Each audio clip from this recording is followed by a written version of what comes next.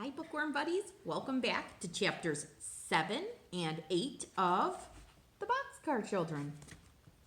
I'll show you the first page. Chapter 7, A Big Meal from Little Onions. The next morning, Jessie and Henry talked about the strange noise. They didn't tell Violet or Benny. What do you think it was? Asked Jessie. Do you think it was a rabbit? I don't know, said Henry. But I think someone was in the woods. I'm glad we weren't hurt. Someone could have stepped on the stick. Someone must have stepped on a stick and made it crack. What should we do? Asked Jessie. Nothing, said Henry. Watch is a good watchdog. He loves us now, and if anyone tries to hurt us, Watch would take care of us. He would do much more than growl, but after this, we better not let Benny go into the woods alone. I'll keep Benny and Violet with me all the time, said Jessie. Good, said Henry, and keep Watch with you all the time, too. Good morning, Benny. Time to get up. Today you must build something for me out of stones.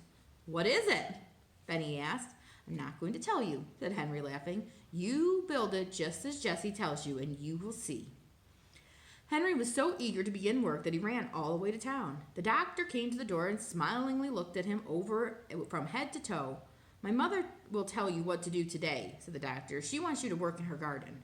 Mrs. Moore, the doctor's mother, had a sweet face and looked very kind. Good morning, Henry, she said. Do you know how to thin out vegetables? Oh, yes, said Henry. I like to work in a vegetable garden. I haven't had much time to take care of my garden, Mrs. Moore said. There, see that? She pulled out a carrot, and when it came out, it was much too near to the other carrots. Yes, I see, said Henry. So he began to thin out the carrots. Mrs. Moore watched him as he pulled out some of the little carrots and put them in a pile. He left other carrots to grow, and then he began on the turnips. You're a good worker, said Mrs. Moore. I can see that. She smiled at Henry. You may thin out all these vegetables. Then she went into the house and left Henry alone. He worked all morning. He thinned out carrots, turnips, and little onions. The mill bells rang at noon, but Henry didn't hear them. He was still working in the hot sun, and then he saw Mrs. Moore looking at him. You've worked long enough for now, she said. You may come again this afternoon. What shall I do with these vegetables I pulled up? Oh, I don't want them, said Mrs. Moore. Just leave them in a pile. Do you mind if I take them? Henry asked. No, indeed. Do you have chickens? Then, without waiting for an answer, she went right on. You've done good work. Here's $1. Henry said thank you, and he was glad he didn't have to answer about the chickens. When Mrs. Moore went into the house, he took some of the little carrots and turnips and onions. If he'd looked up, he would have seen Mrs. Moore at the window watching him, but he didn't look up. He was too eager to get to the store and order some meat.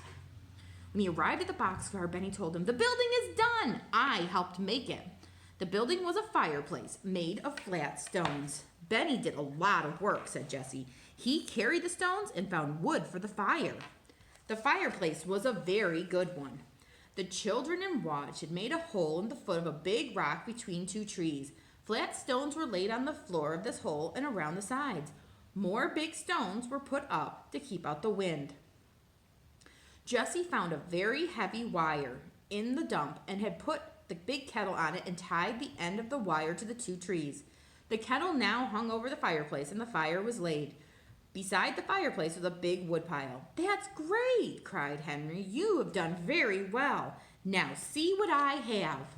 The girls were delighted with the meat and the little vegetables. With Henry's knife, they cut the meat into little pieces, and then they filled the kettle with water from the fountain and put the meat into it with a tin plate for a cover. Henry started the fire, and it burnt well at once. Jessie cut the tops off the vegetables and washed them in the brook. I'll put them in after the meat is cooking a while, she said. Soon the water began to boil, and the stew began to smell good. Watch sat down and looked at it. He sniffed hungrily at it and then barked and barked. The children sat around the fireplace eating bread and milk. Now and then Jessie stirred the stew with a big spoon. It'll make a good meal, said Henry. Keep it boiling and don't leave it. When I come home tonight, I'll bring some salt, and whatever you do, don't get on fire. Violet pointed out to the pitcher and teapot she filled with water. That's to put on Benny or Watch if they should get on fire, she said. Henry laughed and went happily on his way. He wished he could stay and smell the soup boiling, but he thought he ought to get back to work, and when he went back to Dr. Moore's house, he was very happy that Dr. Moore said, Do you want to clean up the garage? The garage was not in very good order. Dr. Moore laughed as he saw Henry look around for a broom. I must go out now, said Dr. Moore. You just clean this place up. Henry began at once. First he opened all the boxes. The biggest box he painted the word tools on with a long-handled brush and a can of paint he found. The next box he painted nails. Then he picked over the things and put the tools in the toolbox and the nails in the nail box. It was fun for Henry because he liked to get things in order. Henry found a lot of nails that were bent or covered in rust. He put them in his pocket. I'll ask the doctor for these bent nails, he said to himself. They're no good to him, but they're fine for me. I could use every nail I could get. Then he washed the floor and washed his paintbrush. When Dr. Moore came home, he found Henry putting brushes, paint cans, and other things on the shelf. My, he cried. He looked at the garage and laughed and laughed. He laughed until his mother came out to see what he was laughing at. Look, Mother, he said. Look at these tools and look at the shelf. Look at my hammers. 1, 2, 3, 4 hammers. Your hammer, my hammer, and 2 other hammers. They were all lost. Could you use a hammer, Henry? Yes, indeed I can, cried Henry. Take one, said Dr. Moore. You found them all. Well, thank you, said Henry. He showed the doctor the bent nails and was told he could have those too. He could hardly wait now to start for home because he was so eager to show Benny and his sisters his new hammer and nails. Tomorrow will be Sunday, said Dr. Moore. Will you come again the next day? Oh, yes, replied Henry, who had lost all track of days. The cherries must be picked, said the doctor. He looked at Henry in a strange way. We could use any number of cherry pickers as long as they're as careful as you. Could you? Said Henry eagerly. Well, I'll come. So the three said goodbye, and Henry started for home. He had another $1, a pocket full of old nails, a hammer, and a pile of vegetables that he had left at noon. On the way home, he bought some salt. And when he arrived at the boxcar, he began to smell a delicious smell. Onions, he shouted, running up to the kettle. I do like the smell of onions. I like the turnips best, said Violet. Jessie took off the cover carefully and stirred in the salt, and Henry sniffed the brown stew. It was boiling and boiling. A ladle of all things, cried Henry. Where did you get that? I found a tin cup in the dump, said Jessie. We use a long stick for a handle and tied it to the cup with a piece of wire, and it makes a fine ladle. She ladled out the stew into plates and bowls and put a spoon with each. Oh, I'm so hungry, said Benny. I must eat my supper. The meat was well cooked and the vegetables were delicious. Violet passed her plate for more turnips. I'd like some more onions, said Henry. All the children ate until they couldn't eat no more. This is the best meal I've ever ate, said Jessie. Me too, said Violet. I have time tonight to make Benny's cart, remarked Henry. We'll want a cart. Will you make it with my wheels, said Benny.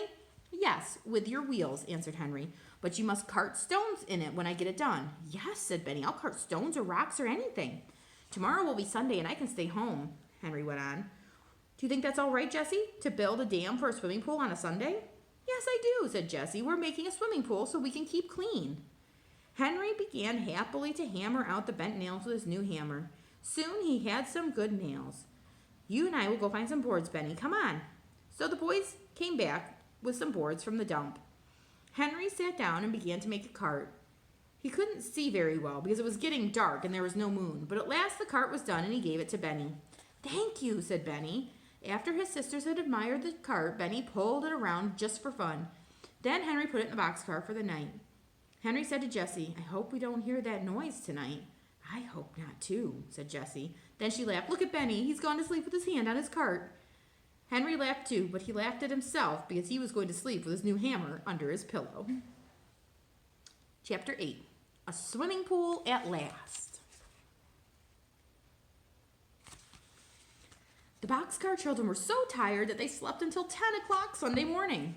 When they woke up at last, they hurried through breakfast and went to work on the swimming pool. We'll make a dam across the brook, said Henry. Here is my cart, said Benny. I'll cart stones and logs on it. Good for you, laughed Henry. First, the 4 children went down to the brook to look at the pool Jessie had seen. The water was quiet here, and there was clean sand all around the little pool. It's big enough for a swimming pool, Henry remarked, but I don't think it's deep enough. He put a long stick in to see how deep it was. When he looked at the wet stick, he found that the water was only about a foot deep. A swimming pool should be at least 3 times as deep, he said. Then it'll be deep enough to swim in and won't be too deep for Benny. We'll build the dam here with logs and stones. While the children started the dam, Jessie washed all their stockings. We don't want our stockings on while we're working in the brook, she remarked, so she rinsed them out and hung them on the clothesline to dry. So this will be a good time to wash them. It was hard work building the dam, but the children liked hard work.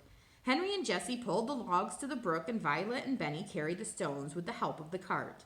Now and then, Henry was called on to help with a heavy stone, but the younger children did carry most of them. Splash the stones right into the water, Henry told them, but be careful to keep them in line between the 2 trees. The children watched with delighted eyes as the wall of stones under the water began to grow higher and higher. The rock wall will help hold the logs in place, said Henry. And at last it was time to lay the logs across the brook. Let's lay the first one between these two trees, said Jessie. Then the trees will hold up both ends of the log. Good work, cried Henry, much pleased.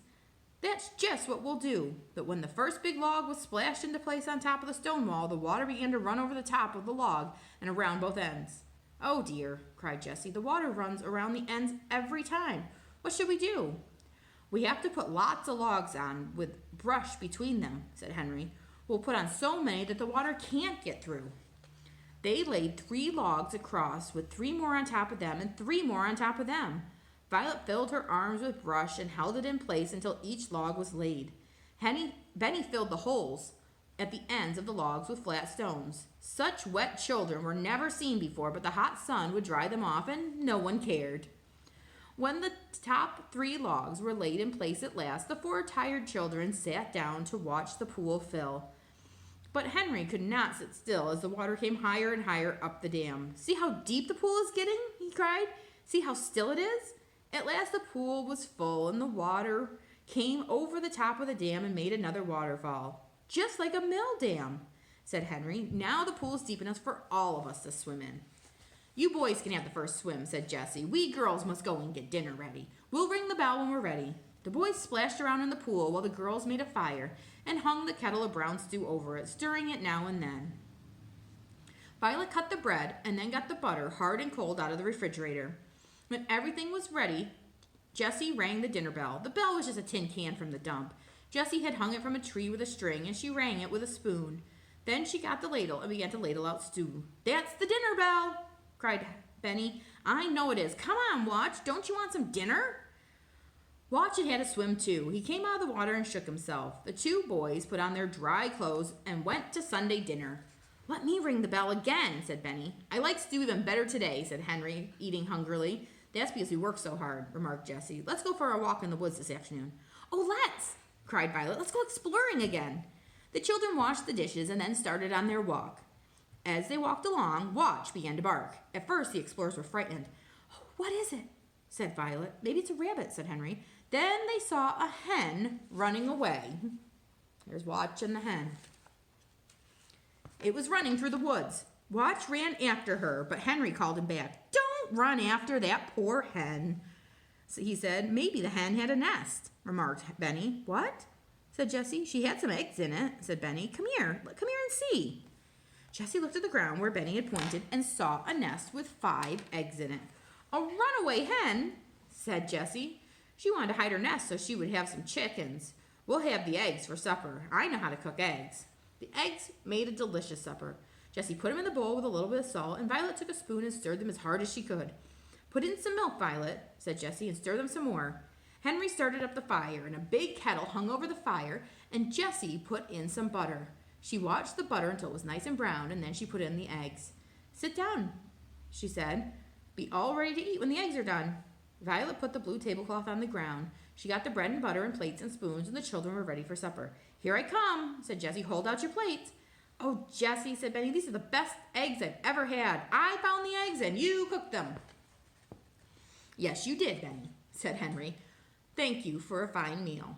Tomorrow we'll have to eat bread and milk, said Jessie. But when tomorrow came, the children had more than bread and milk, as you will soon see. Chapter 9. Fun in the Cherry Orchard. The next morning, Henry thought and thought about taking the other children to pick cherries with him. Here, cherry orchard.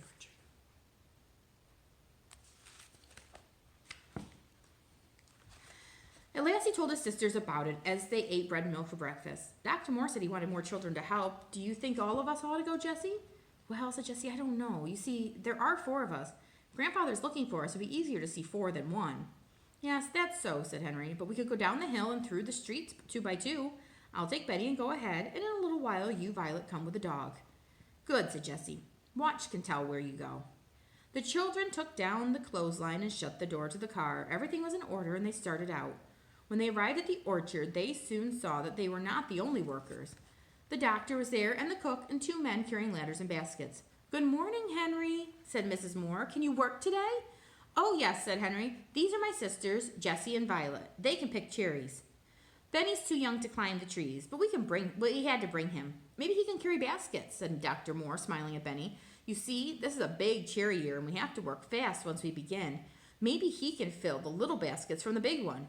"Eat all you want," said Mrs. Moore. "The cherries are beautiful this year." The children didn't eat all they wanted, but every now and then a big red cherry went into their mouths. Henry and the girls went up the ladders and began picking cherries. Watch barked for a while. He didn't like having Jessie climbing the ladder. Then he sat down and looked up at her in the tree. Benny hurried here and there, carrying baskets to the pickers and eating all the cherries he wanted. Everyone in the orchard liked Benny. The doctor laughed delightedly at him, and sweet Mrs. Moore fell in love with him at once. By and by, he sat down beside her and carefully filled small baskets with cherries from the big baskets. The men laughed, Benny said, and Watch barked happily. By and by, the doctor left the orchard to make some calls. Moore said, "I've never had such happy cherry pickers before.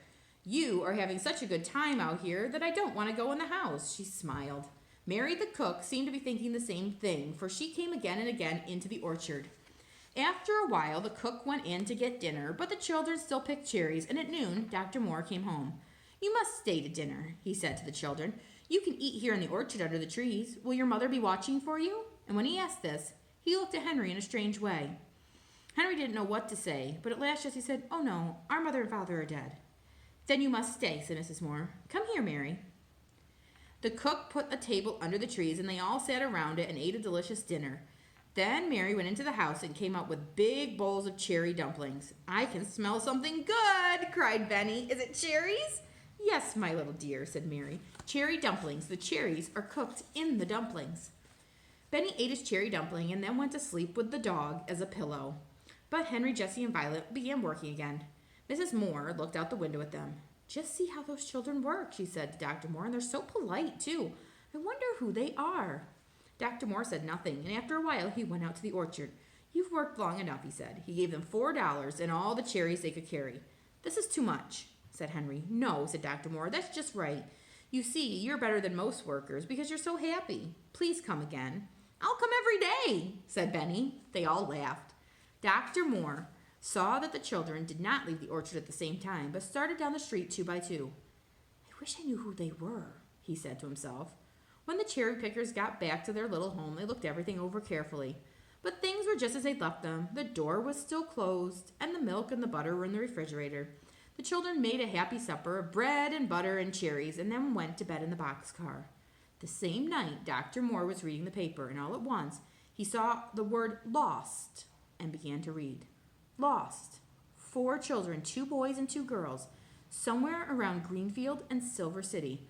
$5,000 to anyone who can find them. Signed, James Henry Alden." Dr. Moore sat up. "$5,000, he said. "James Henry Alden, oh my, oh my." He sat still for a long time, thinking and laughing to himself. The 4 children are living in a boxcar, but I shall not tell Mr. Alden that they're his grandchildren, he said. All right, friends. I will see you again tomorrow.